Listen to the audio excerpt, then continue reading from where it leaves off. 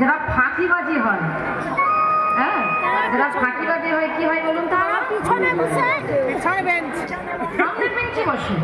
যারা ফাঁকিবাজি হয় সামনেতে বসে, পেছনে পেছনে, পিছনের দিকে বসে, তাই না? রাধে রাধে। হ্যাঁ, যারা ফার্স্ট সেকেন্ড থার্ড হয় তারাই সামনে বসে। স্যারের মুখ দেখতে পাবো, ম্যাডামের মুখ দেখতে পাবো, হ্যাঁ, প্রশ্ন ধরলেই একদম বলতে পারবো, তাই না? কিন্তু যারা ফাঁকিবাজি পড়া করে আসে না, তারা দেখে চুপ করে পিছনের দিকে ঘুরতে মেরে বসে থাকে। আর পিছনের দিকে